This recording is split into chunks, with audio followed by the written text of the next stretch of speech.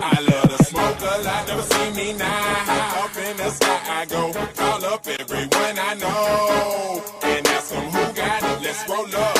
Who got it, let's roll up. Who got it, let's roll up.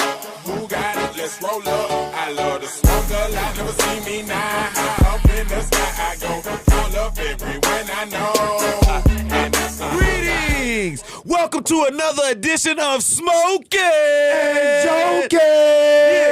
Yeah. This is a special edition because we have a boss in the building. And we got to call Rick Ross in town. Y'all have the opportunity to start what you're doing, and that's what we did. We start what we doing. We want to welcome the living legend himself, Freeway Rick Ross, to Smokin and Jokin. Welcome, bro. Man, what's up?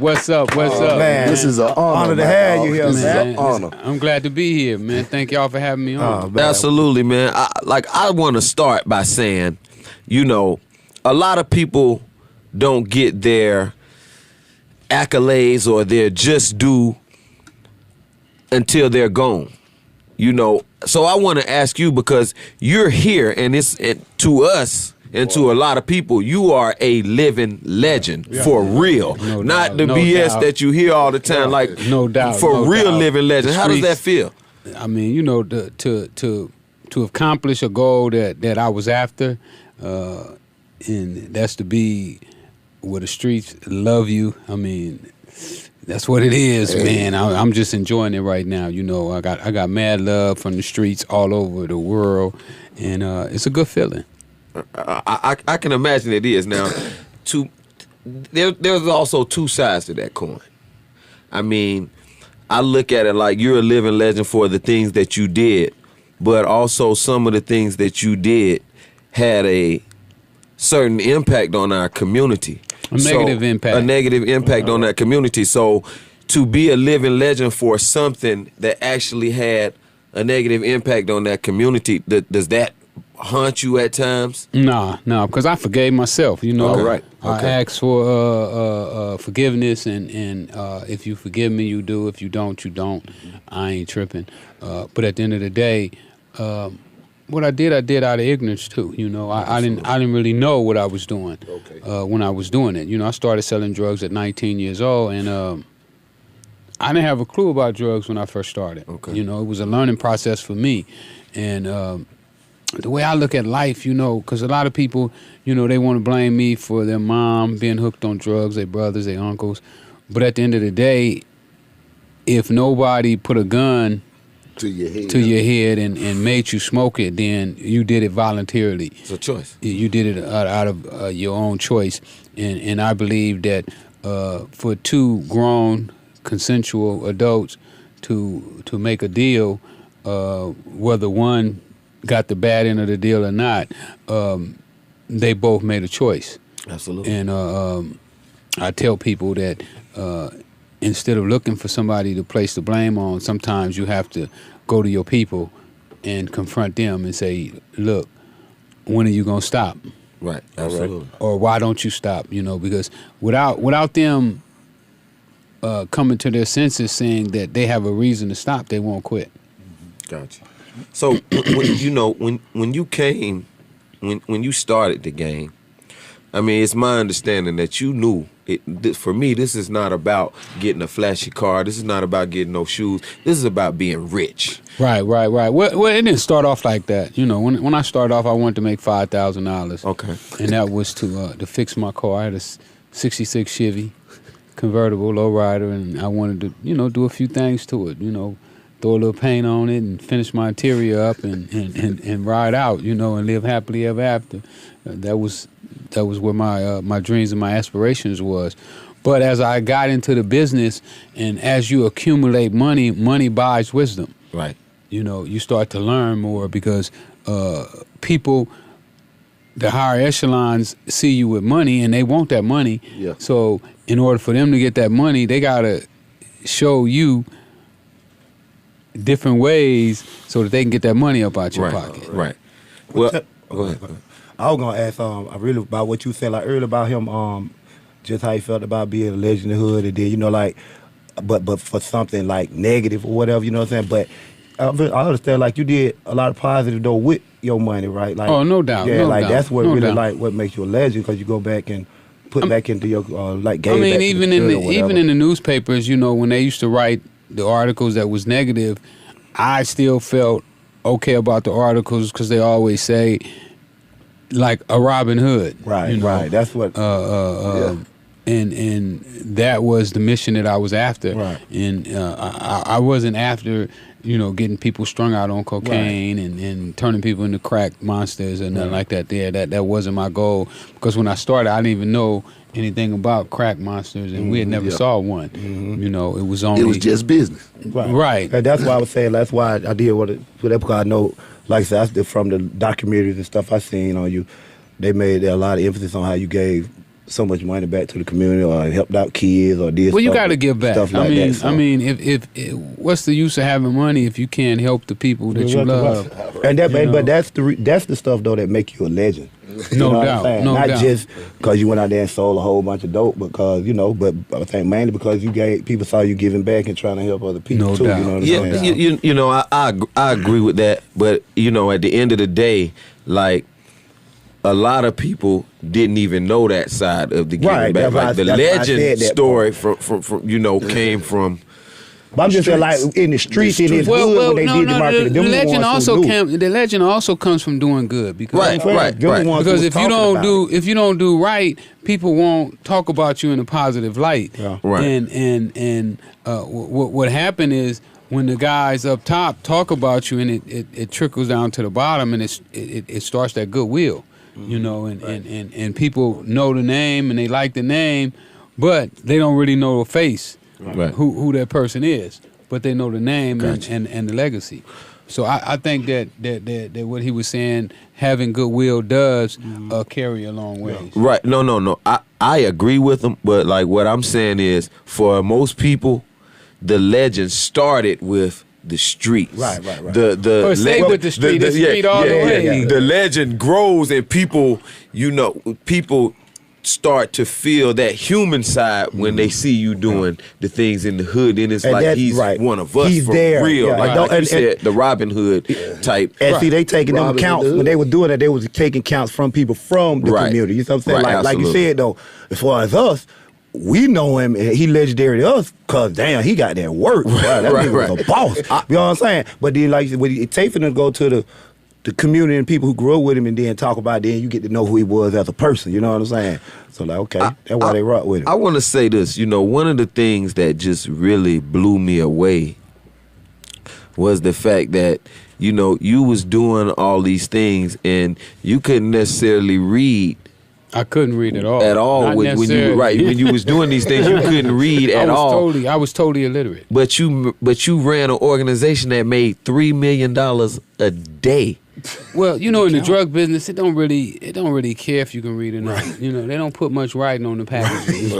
Right. I mean, I get that, but I mean, I'm saying that to say, like, because that's the equivalent of a Fortune 500 company or bigger. You know what Well, I mean? I think I could run a Fortune 500. Oh, it's no company. doubt. I'm Man, itching. it's My no hand doubt. is itching for the opportunity. Hey, Right, I'm finna right, say, You know what I'm saying? You already ran Well, one. yeah. I mean, like, well, how can I put this? Like, With no formal training. with no formal I training. had no Like, formal were training. there people around you? Because I'm sure people knew, you know, that you couldn't read. Like, your people Not that were many close people- to you, Not many even. people. No, they didn't really. I mean, you know, and you know how it is in the hood. They don't That's want to know right. your last name. Okay, You know I what got I you. need a I got last you. name for? Right, You know, I got you. We ain't going nowhere. We ain't filling out no applications. You know. Yeah. What was on the first name last basis. grade you went to? What was the last grade you finished? I was in the 12th grade, but I shouldn't have been there. You know, So just- my tennis coach always figured out a way to keep me eligible, to keep me passing, so that I would be eligible to play on the tennis team. I was gonna ask you about that whole tennis thing. Like, was that something you picked up when you got to LA, or was that something that you learned as a youngster in Texas? Like, where did the whole Well, tennis I moved come from about? Texas when I was 3. So, Oh, so you was young. You so was I'm LA. like LA all day. Yeah. Okay. Everything I know is LA. You know, I don't Okay. even know. You take me to Texas, I'm be like, you know, these I got Mexicans that they talking about sending back to Mexico. Right. I mean, what am I gonna do? in Just Mexico? born there. Yeah. Just born there. I got Yeah, you. So so the tennis was LA. Like, the tennis was but your LA. tennis teacher had something to do with. Well, he introduced me to the Connect. Okay. Okay. So one time for the titties, coach. You done did your homework. I said you done did your homework. I mean, I do a little bit. Yeah, a little bit. so that's how I got my connection. You know, one day I had been gone for a while, and I went by to see him, and he was like, "Where you been?" I was like, "Man, I don't want to tell him I'm selling dope, but it's my man, Okay. I can't lie to him either." So, I finally told him, and he was like, "Man, come by the house. Let me show you something." So that was the day that he exposed his hand and let me know that he had been selling cocaine before too. So, and he actually introduced you to the Connect? Not the main one, but he introduced me to one, and I jumped. And Right. that's I learned how to. to. I learned how to jump from one to the other. And from him to the next one, and then to his cousin. And, Right. So Ross, let me ask you something. Did you? I play hardball. It was said that did you I want to ask you right quick. Did you have? I heard something about they had the you so be had the government or something you working with, or they would. The CIA. They was working for the Nicaraguans was working for the CIA. They were CIA operatives. Okay. They had a war going on in Nicaragua. Yeah. And they lost the war. Mm-hmm. And the Sandinistas won, and the Sandinistas was backed by Russia. Kind of like North Korea right now. Mm-hmm. So the U.S. had to fund the Nicaraguans. Right. So they had to get that money. So now the Russians is backing the Sandinistas, and China backing the Sandinistas. Now the Contras is being backed by the U.S. Right. Congress say cut off the funding. Yes. So they cut off the funding. So they took money from Iran, the guns they sold to Iran, Right. and diverted that money because they need money that couldn't be traced. So they diverted that money back to the Contras. The Contras said, y'all only gave us $18 million. Russia gave their people $100 million. We're going to have to flip this. It's dope, man. Right. So they took the $18 million and flipped it in the cocaine. I always wanted America to way. know. I always wanted to know, was it more so, was it more so the government was providing the dope, or was it they were just turning a blind eye to it and receiving the funds for it? Well, I don't know. I don't know if they received the funds. The way this scenario went is that when the Contras got kicked out of Nicaragua, they moved them into the U.S. because the Sandinistas was going to kill them. So while they was over here, they started selling drugs. These are the CIA operatives, meaning that they part of the CIA Army. Mm-hmm. They can't be actual agents because they don't have citizenship. Okay. So they can only be operatives. And these operatives start selling drugs. Now, what we do know is that the CIA knew. Right. Turn a blind eye. The CIA admitted that they knew they were selling drugs. They had filed a letter to the Attorney General because it's illegal for a federal agent to know if somebody committing a crime and not to report it. Not do anything. Right. So they had to file a letter to the Attorney General saying, look, we know this law is in place, but we need that law recanted so that we don't have to report these guys Our people. selling cocaine. I want to ask. So you have to be the judge on right. That's interesting. To me, it sounds like, and I always thought they just turn a blind eye. Oh no, Like, we know this shit happening. We gonna. Yeah, I thought we was one of the biggest purchasers. I wanted to say this, like, when you first made your first $1 million. First, I want to know, how long had you been in the game when you first made your first $1 million? I don't even know, man. I wasn't really keeping up with it. I just was just stacking in the closet, just stacking it in the closet, man. Just not spending nothing, stacking everything, putting everything back into the game. So I imagine 23, 24, I had $1 million. And you had been in the game since 19? Yeah. That's pretty good. Yeah, probably about 5 years, 3 years, something like that, dear. But when you're in the game, you spend a lot of money. Yeah. Right. As well as Lifestyle. stacking it, feeding all the fellas and buying cars and clothes and just the basic things that go along with being in the game and living. Yeah, you know what? Because I was wondering to myself, okay, now if he's making $3 million, you know, out of that $3 million, like I know you have expenses, I know you have security, you know, all type of expenses out of that. So if if an organization like that is seeing $3 million, what percentage, or like how much of that after expenses? I probably would pack it from 200 to 300,000 out of every million. Okay. On a daily basis. Okay, so that's profit, 200, 300,000 out of every million. Yeah. Okay. I was making at least two thousand off of each. That was low sometimes. Most of the times it was more than that. Most of the time I would be making like 3,000 to 5,000 off of each key that I dealt with. So you know, if you buy 300 keys, you know, at one time I was getting them for 10. One time I was paying 35 for a key. So it varies from time to time of what the price was, gotcha. Who I sold it to, you know, and all that varied greatly. In the I guess not even necessarily in the height of it, but was there a point where you saw it's about to come to an end? Like, I'm going to switch it up, or I'm just going to do it to the wheels I was always fall off? trying to switch up. You know, I was always creating businesses, trying to find a way out of the game, you know. I basically based my career off of Superfly. You ever saw the movie Superfly? Right, Yes, right. sir. Well, I based my career off of Priest. You know, my goal was to get out of the game, you know, alive. And I based it off of that movie. You know, when I hear you say that though, like, and I look at the situation as a whole, like, I look at it like, and I could be wrong, but I look at it like you had several opportunities to get out. Like, you own several businesses, like you said, you own junkyards, you own hotels. But it wasn't profitable though. It wasn't okay.